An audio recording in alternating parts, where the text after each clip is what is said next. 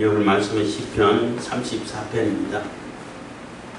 시편 34편, 여호와를 의지하는 자의 권고하는 제목입니다. 여호와를 의지하는 자의 권고. 시편 34편은 다윗의 시 제목에 아비멜렉 앞에서 미친 채 하다가 쫓겨나서 지은 시 했어요. 그래서 다윗이 저자를 다윗으로 하고 또 그 배경을 그 아비멜렉, 그러니까 여기서 말하는 아비멜렉은 그 블레셋 왕을 얘기하는 거예요. 블레셋 왕을, 애국 왕을 파라오 이렇게 하잖아요. 모든 왕을 파라오라고 부르잖아. 뭐 로마 황제를 시저, 뭐 가이사 이렇게 부르잖아요. 그것처럼 이게 보통 명사예요. 그 아비멜렉은 보통 명사고, 이때는 아기스가 왕이었죠. 아기스는 진짜 이름이고 왕의 이름이고 했는데, 그 앞에서 미친 채 하다 쫓겨나서 지은 시라고 했어요.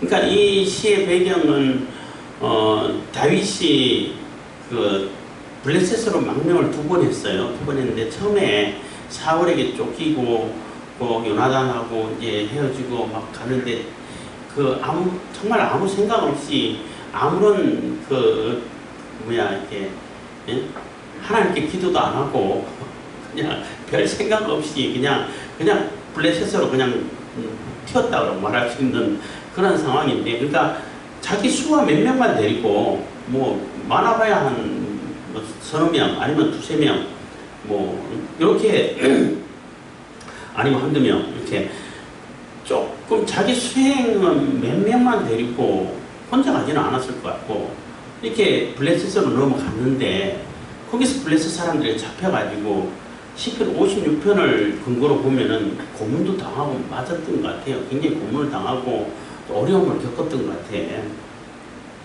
그러다가 이러다 죽겠다 싶어가지고 미친 채 해버린 거예요.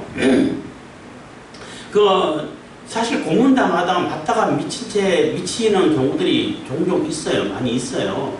뭐 드라마 같은데 보다가 제가 재밌게 본 각시탈이라는 드라마가 있었는데, 그 드라마의 원작은 만화에 아주 쇠통소라고 해가지고 재밌게 쓴 만화를 근거로 이렇게 드라마를 했는데 재밌게 잘 봤어요. 거기도 주인공이 진짜 주인공 형이죠. 주인공 형이 일본 경찰에 붙잡혀가다가 고문당하다가 미쳐버리죠. 사람들 볼 때는 미쳤어. 근데 진짜는 미친 채 한 거예요. 그래서 똥 싸가지고 벽에 막 부르고 이렇게 막 히히 웃고 그냥 막 때려도 히히 웃고 얘 미친다고 하고 이제 집으로 돌아보냈는데, 실질적으로는 이제 각시탈 쓰고 나라를 팔아먹은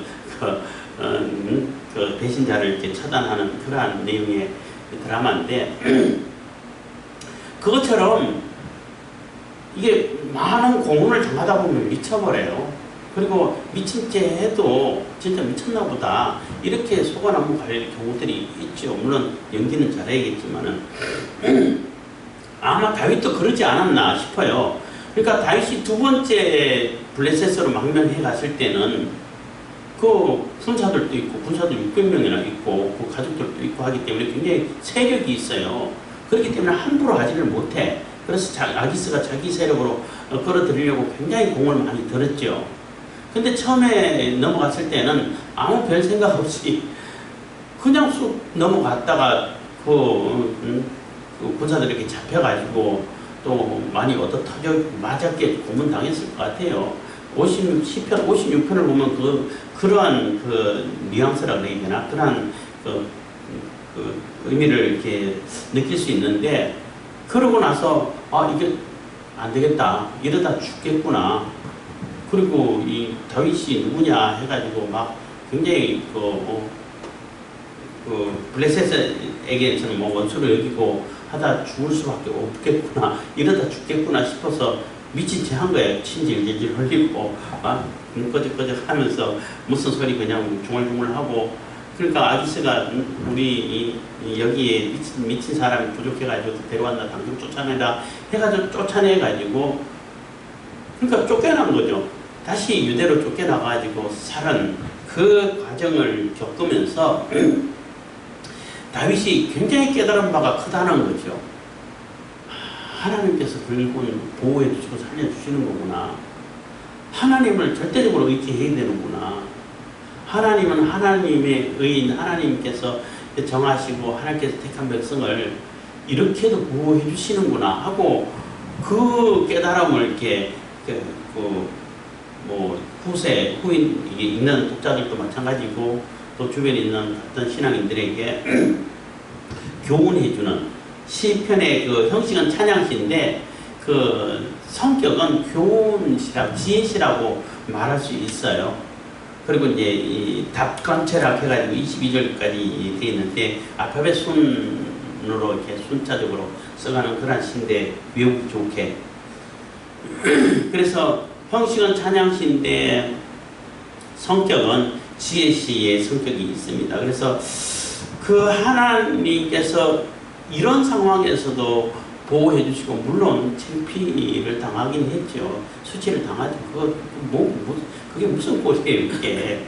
그러니까 하나님께 간절히 기도하고 하나님께 피하고 네 손으로 피하라 할 때 내가 하나님 여호와께 피했는데 어찌 나더러 내 손으로 도망가라 그러냐 그렇게 고백한 것처럼 인간의 자신의 어떤 계획이라든지 자신의 생각 따라 움직일 것이 아니라 하나님께 감사하고 하나님께 기도하고 하나님께 피하는 것이 가장 안전한 것이다 라는 것을 아마 이 사건을 통해 가지고 절실히 깨닫지 않았나 이렇게 생각할 수 있는 것입니다.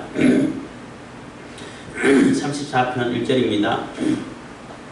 내가 여호와를 항상 송축하며 그를 송축함이 내 입에 계속하리로다. 그래서 내가 여호와를 항상 송축한다는 얘기는 언제나 하나님을 찬양하는 것이 가장 이게 합당한 것이고 어느 순간에도 하나님 찬양하는 것이 우리에게 가장 좋은 것이구나. 언제나 하나님을 찬양할 수밖에 없겠구나. 이런 깨달음을 얻었다는 것입니다. 그래서 내가 어떤 상황에서 하나님을 송축하고 하나님을 찬양하고 또 그를 송축함이 내 입에서 계속 끊어지지 않도록 우리 찬양이 중단되지 않도록 예수님 오신 그날까지 계속 찬양이 이어질 수 있도록 그렇게 하겠다는 것입니다. 그래서 굉장히 깨달음이 크다라고 볼 수 있는 거죠. 2절 내 영혼이 여호와를 자랑하리니 공고한 자가 이를 듣고 기뻐하리로다. 그래서 내 영혼이 여호와를 자랑한다는 얘기는 여호와 하나님께서 나를 그 정말로 극악한 상황에서 위험한 상황에서 건져주셨어. 건져주셨기 때문에 늘 자랑한다는 거예요. 비유를 속담 같은 걸 굳이 든다면은 여우를 피하다가 호랑이 굴에 들어갔다. 여우를 피하다가 호랑이를 만났다. 이런 표현을 쓸 수도 있는데 그것처럼 굉장히 위급한 상황이고 어려운 상황에 처해 있었는데 하나님께서 건져주셔가지고 그 하나님을 내 영혼이 여호와를 자랑하고 하나님께서 건져주셨습니다 하는 것을 자랑하고 알리고 하나님의 은혜를 이렇게 또 사람들에게 광고를 하고 이렇게 했다는 거예요. 하겠다는 것입니다. 그래서 내 영혼이 여호와를 자랑하리니 공고한 자가 이를 듣고 기뻐하리로다. 그래서 내가 다윗이 이러한 어려움을 당하고 어려운 가운데서도 하나님께서 정말로 기가 막힌 방법으로 건져주셔서 그리고 또 미친 짓 한다 하더라도 다 속는 건 아니잖아요. 잘못 보다 보면 너 거짓말인데? 그래가지고 더 이렇게 혼나고 더 위험을 당할 수 있는데 그래도 그것을 이렇게 쏘가서 넘어갔다는 것은 하나님께서 눈을 가려주셨다는 거죠. 그러니까 다 하나님의 은혜라는 거예요. 그러니까 이런 어려운 상황에서도 나를 건져주신 그 하나님을 자랑하면은 또 알려주면은 나와 같이 이렇게 어려움 당하고 환난을 당하고 공고를 당한 이런 사람들도 똑같이 하나님을 의지해 가지고 또 하나님께 주신 지혜로 벗어날 수 있겠구나 라는 것을 이렇게 알게 됐다는 거죠. 그래서 공고한 자가 이를 듣고 기뻐하리로다는 얘기는 그러한 나처럼 어려움을 당하고 또 이렇게 환난을 당한 그런 사람이 하나님을 의지해 가지고 똑같이 해결할 수 있는 방법, 벗어날 수 있는 방법을 하나님을 의지하면 벗어나는구나 라는 것을 교훈할 수 있다는 거예요. 그렇기 때문에 이 공고한 자가 듣고 기뻐한다는 겁니다. 3절입니다. 34편 3절. 나와 함께 여호와를 광대하시다 하며 함께 그를 높이세요. 그래서 그러한 경험을 한 자, 그러한 그 간접거리가 있는 사람, 그러한 경험을 해서 하나님을 경험해서 하나님의 은혜를, 하나님의 임재하심, 하나님의 세대를 잊고 그것을 이렇게 경험한 자들이 다 같이 와, 하나님 역시 광대하시다. 크고 넓고 높고 말로 다 할 수 없는, 표현할 수 없는 그러한 어마어마하신 크신 분이시구나, 광대하신 분이시구나 하고 고백하게 된다는 것입니다. 그래서 그 이름을 높이세요. 같이 그러한 하나님을 경험한 사람, 그 위기에서 벗어나면서 하나님을 경험한 사람들이 다 같이 하나님의 이름을 높이고 찬양하게 된다는 겁니다. 4절. 내가 여호와께 구하매 내게 응답하시고 내 모든 두려움에서 나를 건지셨도다. 그래서 내가 여호와께 구하매 내게 응답하시고, 그러니까 내가 하나님께 간절히 구했다는 거예요. 구할 수밖에 없죠. 지금 당장 죽게 생겼는데, 당장 처형당하게 생겼는데 어떻게 하겠어요? 하나님 도와주세요 하고 구했는데 하나님께서 응답하시고 내 모든 두려움에서 나를 건지셨다는 얘기는, 그래서 하나님께 부르짖었는데 하나님께 주신 지혜가 미친 체 하면 되겠구나 하는 지혜를 주셨다는 거죠. 그 상황에서 어떻게 그렇게 할 수 있었을까? 그리고 고문을 당했기 때문에 미친 체 해도 쏘가 넘어가는 거예요. 멀쩡하게 잘 얘기하다 갑자기 미친 체 하면은 연극하네 이럴 거 아니에요. 거짓말하네 이렇게 할 거 아니에요. 어쨌든 간에 그 하나님께서 응답하셨고 내 모든 두려움에서 나를 건지셨도다 하는 얘기가, 이 어려움과 환난을 당했을 때에 그 어려움을 주고 환난을 주는 그것보다도 더 큰 그 문제가 뭐냐면은 내가 두려움에 빠졌을 때라는 거예요. 호랑이에게 물려가도 정신만 차리면 산다고 하는 그런 속담이 있잖아요. 내가 호랑이한테 물려가고 있음에도 내가 두려움에 빠지지 않고 정신 차리고 있으면은 어느 틈을 이용해가지고 살 수 있는 길이 열리는데, 살 수 있는 기회를 찾을 수 있는데, 두려움에 사로잡혀버리면은 아무것도 못해요. 그래서 두려움에 사로잡혀버리면은 아무것도 아닌데도 막 두려워서 벌벌 떨고 충분히 도망갈 수 있는데도 도망 못 가고 이렇게 되는 거예요.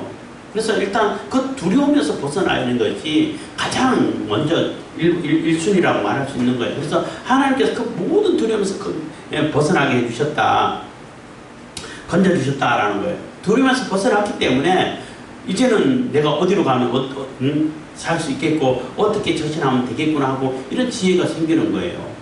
그래서 하나님께서 그 두려움을 다 걷어가 주셨다는 겁니다. 그래서 내 모든 두려움에서 나를 건지셨도다. 5절. 저희가 주를 앙망하고 광채를 입었으니 그 얼굴이 영영이 부끄럽지 아니하리로다. 그래서 하나님을 갑자기 내가 하다가 갑자기 저희가로 이제 바뀌었는데, 주어가, 그러니까 하나님을 의지하고 하나님을 의뢰하고 하나님께 구하는 그 모든 자들, 성도들을 얘기하는 거죠. 그래서 하나님을 앙망하고 바라보고 하나님만 사모하고 하는 그러한 자들은 하나님의 은혜의 광채를 입었다는 겁니다. 인자하심의 광채, 은혜의 광채를 입고 그 얼굴이 영영이 부끄럽지 아니하노다. 그래서 하나님을 구하는 자에게 하나님의 얼굴은 은혜의 얼굴이고 헤세드라고 하죠. 인자하심의 얼굴이고 한데, 하나님을 구하지 않고 대적하는 자들에게 있어서 하나님의 얼굴은 심판의 얼굴이에요. 진노의 얼굴이죠. 어쨌든 저희가 주를 앙망하고 광채를 입었으니 그 얼굴이 영영이 부끄럽지 아니하리로다. 그래서 하나님은 하나님을 찾는 그들에게 영영이 부끄러움을 당하지 않도록 지켜주시고 보호해주시고 은혜를 베풀으시고 이끌으신다는 겁니다. 6절. 이 공고한 자가 부르짖음에 이 여호와께서 들으시고 그 모든 환난에서 구원하셨도다. 그래서 그 증거가 너희 성도들도 하나님께 부르짖고 하나님께서 보호해주시고 지켜주셔 하는데, 그 증거가 내가 이 공고한 자, 다윗을 얘기하는 거죠. 하나님께 부르짖었을 때 부르짖음에 여호와께서 들으시고 그 모든 하늘에서 구원해 주셨다는 거예요. 하나님께서 이렇게 나를 구원해 주셨지 않았냐? 봐라, 나를 건져 주셨잖냐? 주셨기 때문에 너희들도 하나님께 구하면 구원해 주실 거야. 그것을 이제 믿음의 확신을 가지라는 겁니다.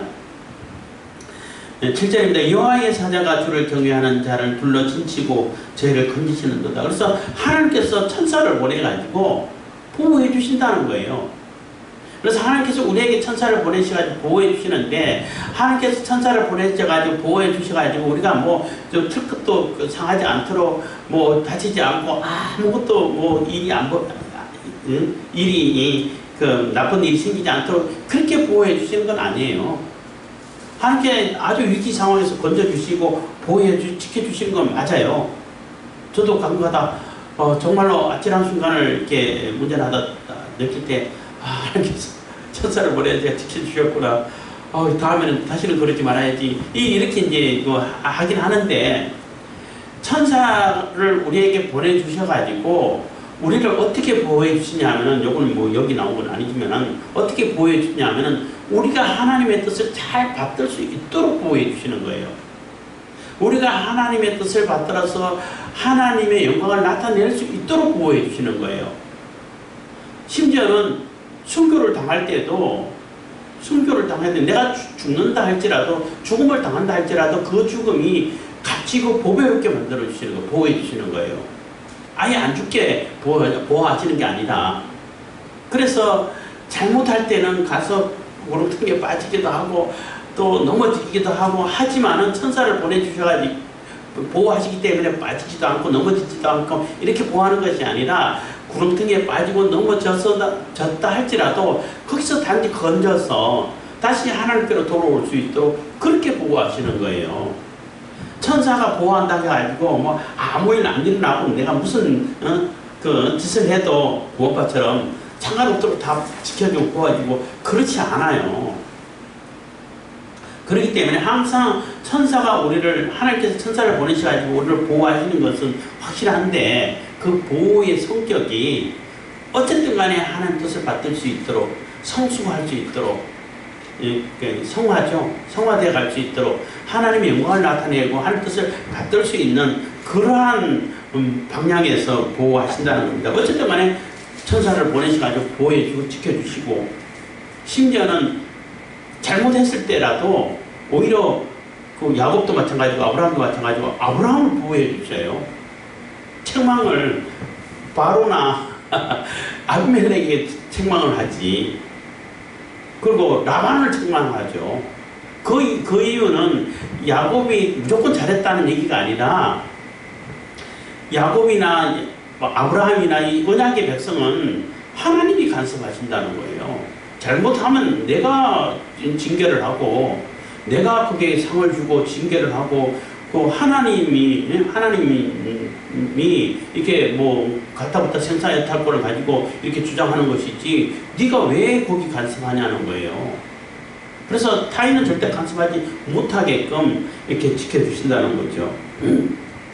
그래서 여호와의 사자가 주를 경외하는 자를 둘러 진치고 저희를 건지시는도다. 그래서 이제 완전한 멸망에 빠지지 않도록 지켜주신다는 겁니다. 그게 이제 다윗이 경험하고 고백하는 간증이 되는 거죠. 8절입니다. 너희는 여호와의 선하심을 맛보아할지어다. 그에게 피하는 자는 복이 있도다. 그래서 너희는 여호와의 선하심을 맛보아할지어다 하는 얘기는 직접 경험해야 된다는 거예요.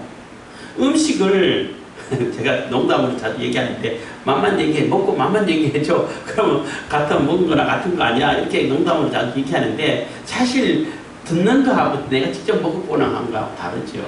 아무리 설명 잘해도 내가 직접 먹어보는 거하고는 달라요. 그렇잖아요. 달라요. 그러니까 하나님을 직접 경험해보라는 거예요. 너희들이 어려움 당하고 어려움 안 당하고도 마찬가지지만 하나님께 기도하고 부르짖고 하나님을 찾아서 하나님을 사모하고 악망하고 해서 하나님이 우리에게 은혜를 베풀어 주시는 거, 하나님께서 우리에게 햇새들을 베풀어 주시는 거, 하나님께서 천사를 보내주셔가지고 건져주시고 지켜주시는 것을 직접 경험해보라는 거예요. 경험해봐야 안다는 거죠. 그래서 너희는 여호와의 선하심을 맛보아할지어다. 직접 경험해보라는 거죠. 그에게 피하는 자는 복이 있다. 그래서 그 직접 경험해보고 하나님이 이런 분이시구나 하고 그 하나님께 의지하고 하나님께 피하고 하나님과 함께 임마누엘을 이루어가는 그 사람이 당연히 복 있는 사람이 된다는 겁니다. 9절 너희 성도들아 여호와를 경외하라. 저를 경외하는 자에게 부족함이 없도다. 그래서 너희 성도들아 여호와를 경외하라. 그래서 하나님을 경외하고 하나님을 경외하는 자는 부족함이 없다는 거예요. 여기도 마찬가지로 부족함이 없다는 얘기는 아무런 그냥 모자란 게 없어가지고 근심 걱정이 없고 이런 것이 아니라 하나님을 따르고 하나님과 함께하고 하나님 뜻을 받드는 데 있어가지고는 부족함이 없다는 거예요. 하나님께서는 그때그때 채워주시고 또 없으면은 군대 가면은 안 되면 되게 하라 이런 것처럼 지혜를 주셔가지고 잔머리라 해도 되는 거 지혜를 주셔가지고 할 수 있는 그 눈을 열어주신다는 거예요. 그래서 결코 부족함이 없게끔 결국은 다 하나님께서 맡긴 사명을 감당할 수 있도록 만들어주신다는 겁니다. 10절 젊은 사자는 궁핍하여 줄일지라도 여호와를 찾는 자는 모든 좋은 것에 부족함이 없으리로다. 그래서 젊은 사자라는 얘기는 굉장히 사냥을 잘할 수 있는 아주 힘있는 사자를 얘기하죠. 그렇잖아요. 그 사자가 줄일 수 있는 확률이 얼마 되겠어요? 별로 없다는 거예요. 사실은 젊은 사자가 줄일 경우가 거의 없다라고 볼 수 있는 거예요. 근데 그 젊은 사자라 할지라도 혹시 줄일지는 모르지만은 여호와를 의지하고 여호와를 찾는 자는 모든 것에서 부족함이 없다는 겁니다. 절대 비교를 하는 거죠. 그래서 하나님을 의지하고 하나님 찾는 자는 줄이거나 궁핍함에 빠지지 않고 부족함이 없게 된다는 겁니다. 11절 너희 소자들아 와서 내게 들으라. 내가 여호와를 경외함을 너희에게 가르치리로다. 그래서 너희 소자들아 해서 다윗이 왕이 됐을 때는 백성들이라고 말할 수 있고 또 너희 소자들은 가르침을 받는 자들을 얘기하는 거예요. 자녀들을 얘기할 수도 있는 것이고 그렇다고 해가지고 반드시 어린 사람들을 얘기하는 것이 아니라 어쨌든 공부하고 가르침을 받고 또 교훈을 받는 자들을 얘기하는 것인데 그들에게 내게 와서 그러니까 소자들아 와서 내게 들으라는 얘기는 내가 이 기가 막힌 경험을 통해 가지고 하나님이 도우심을 생생하게 경험했어. 그렇기 때문에 그것을 내가 가르쳐 줄 테니까 너희 또 하나님을 의지해 하는 얘기가 되는 겁니다. 그래서 내가 여호와를 경외함을 너희에게 가르치리로다. 12절 생명을 사모하고 장수하여 복받기를 원하는 사람은 누군요? 그래서 생명을 사모하고 이 생명은 하나님께 주신 생명을 얘기하는 겁니다. 생명을 사모하고 장수하여 영생을 얘기하는 겁니다. 복받기를 원하는 사람은 누구뇨? 13절 내 혀를 악에서 금하며 내 입술을 괴사한 말에서 금할지어다. 그래서 정말로 하나님의 생명을 얻고 하나님께 주신 복을 받아서 장수를 누리고 또 하는 그런 사람이 있다면은 그 사람은 하나님의 백성 되었게끔 하나님께서 주시는 생명을 받을 수 있는 그런 모습으로 살아라는 얘기예요. 응? 그러려면 너 혀를 악에서 금하면 너 말 함부로 하지 말고 또 저주하는 말 하지 말고 또 하나님 복음을 전하는 그런 말을 해야죠. 내 입술을 괴사한 말에서 금할지어다. 사기치고 속이고 남 덩치고 뒤통수 치고 요즘 자주 듣는 얘기인데 사람들이 자주 쓰는 얘기 통수 친다 이런 표현을 쓰는데 그런 얘기 하지 말라는 거예요. 그렇기 때문에 구원파에서 얘기하는 것은 다 거짓말이에요. 구원파는 그러잖아요. 내가 이미 구원받았는데 다 내 죄를 다 과거, 현재, 미래 죄를 다 용서받았는데 내가 무슨 죄를 지어도 다 괜찮아. 상관없어. 다 하나님께서 이미 구원받았어. 보내줬어. 그 사람은 구원하고 상관없는 사람이에요. 정말로 구원받은 사람이라면 그 죄에서 멀어지죠. 점점점 성화되어 가죠. 점점점 거룩해져 가죠. 그래서 너희 정말로 하나님의 은혜를 받고 하나님의 백성으로 살려고 하는 사람이 있으면은 너 입부터 조심해야 돼. 너 생각부터 바꿔야 돼. 자꾸 자꾸 남 속이려고 하고 뒤통수 치려고 하고 사기치려고 하는 그런 거 하면 안 돼. 이 얘기가 되는 거잖아요. 14절입니다. 악을 버리고 선을 행하며 화평을 찾아 따를지어다. 그래서 악을 버리라는 거예요. 악을 버리고 선을 따라서 행하라는 겁니다. 여기서 선과 악은 하나님의 기준이죠. 하나님의 의를 따르고 하나님의 공의를 실천하는 그게 선인 거예요. 하나님께 가까이 가는 것이 선인 거예요. 하나님을 영접하는 것이 선인 거예요. 하나님을 따르는 것이 선인 것입니다. 그래서 하나님을 거역하고 하나님과 멀어지고 하나님과 반대되는 것은 다 악인 거예요. 그래서 그 악을 버리고 선을 행하며, 물론 하나님을 가까이 하는 자가 도덕적으로도 깨끗한 자가 되겠죠. 그렇잖아요. 하나님을 멀리하고 거부하는 자가, 하나님을 부인하는 자가 도덕적으로 형편없는 사람 되겠죠. 비교선 해가지고 절대선 없다 그러고 비교해서 좋은 게 좋다 이런 사람들도 결국 보면은 도덕적으로 엄청 타락해져 있고, 그것을 자기 이제 합리화시키고 무마시키기 위해서 자꾸 하나님 없다 이렇게 가르치는데, 하나님을 따르고 하나님의 절대선을 가까이 하는 자가 도덕적으로도 깨끗한 자가 돼요. 자꾸 이제 도덕적인 죄하고는 상관없다고 얘기하면은 그걸 무시하는 이런 경향이 있는데, 그렇지는 않아요.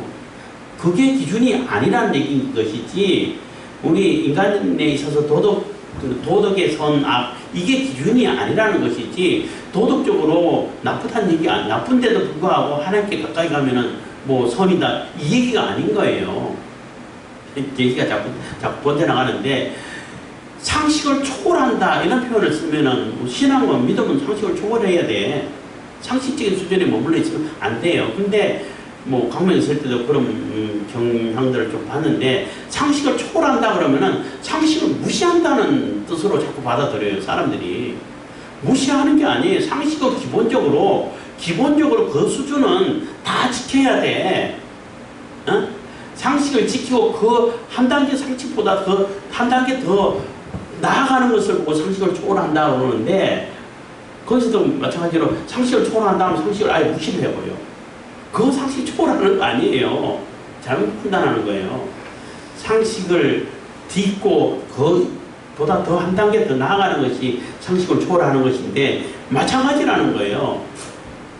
악을 버리고 선을 따르라는 얘기는, 하나님의 선을 따르라는 얘기는 그 도덕적인 기준을 다 물론 사회마다 문화마다 좀 다르게 생각할 수 있지만, 하나님께서 정해놓은 그 도덕선은, 도덕적인 법은, 도덕법은 다 지켜요.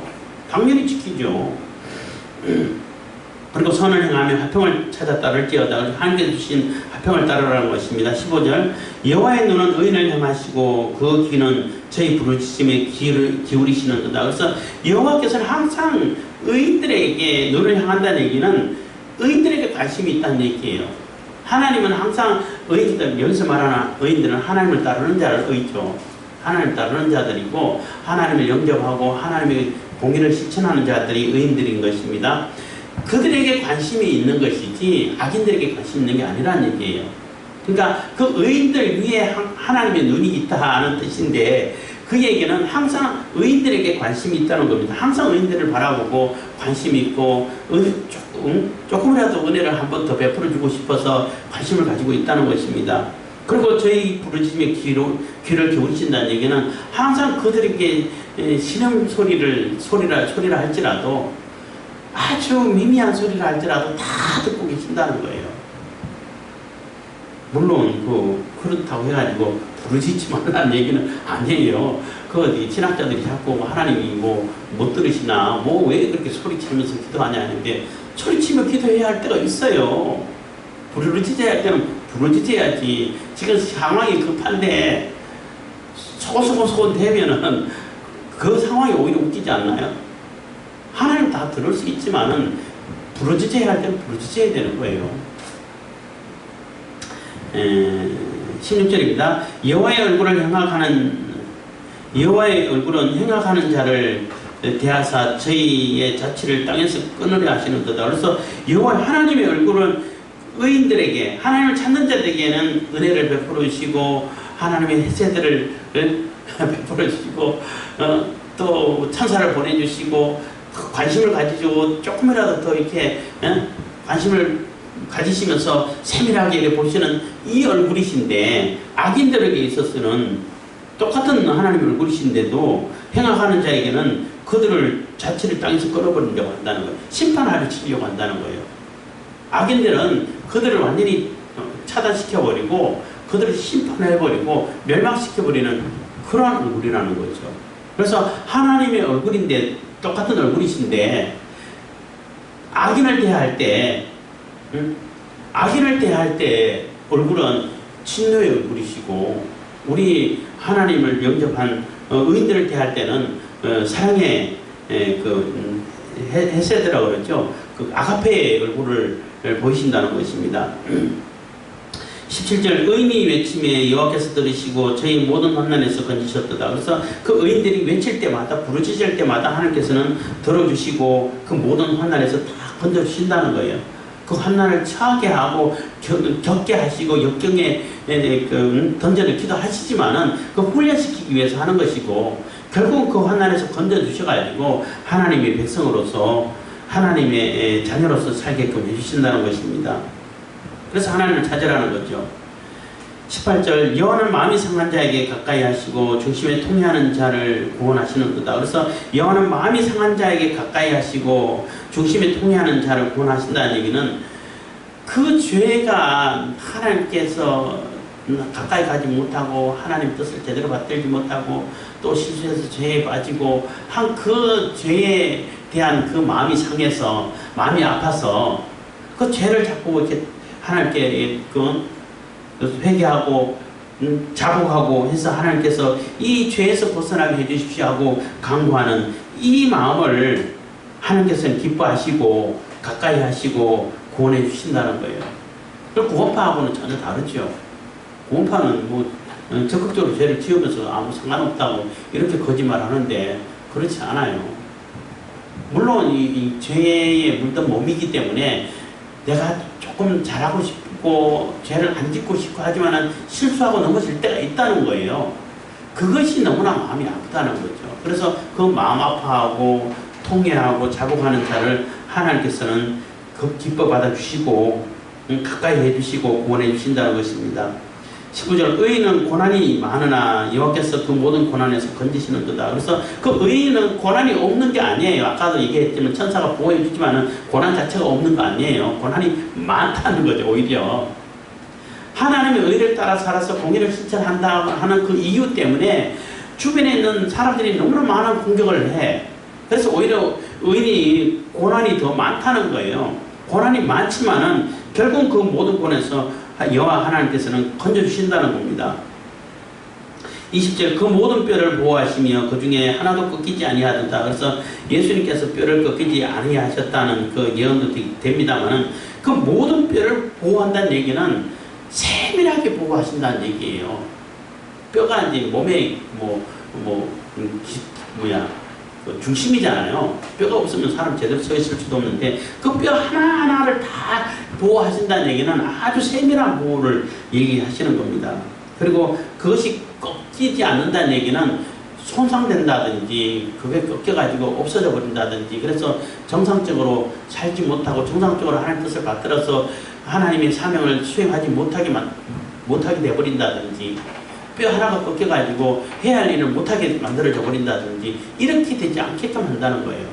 하나님께서 그렇게 세밀하게 보호해 주신다는 것입니다. 그래서 하나도 손상되지 않도록, 물론 이게 예수님께서 십자가에 달리셨지만 뼈가 꺾이지 않도록 해주셨다는 그 예언도 됩니다만은 그런 의미가 되는 겁니다.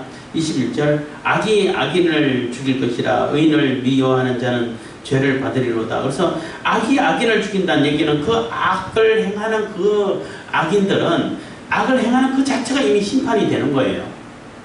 자기들이 행한 그 악이 자기를 죽이는 그러한 일을 당한다는 것입니다. 결국은 스스로 자기 무덤을 자기가 파는 것이 된다는 거죠. 속담을 얘기하게 된다면, 속담을 인용을 한다면 그런 뜻이 된다는 겁니다.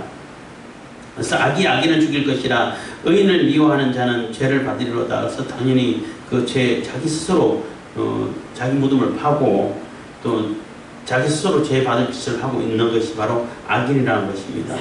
22절 여호와께서 그 종들의 영혼을 구속하시나니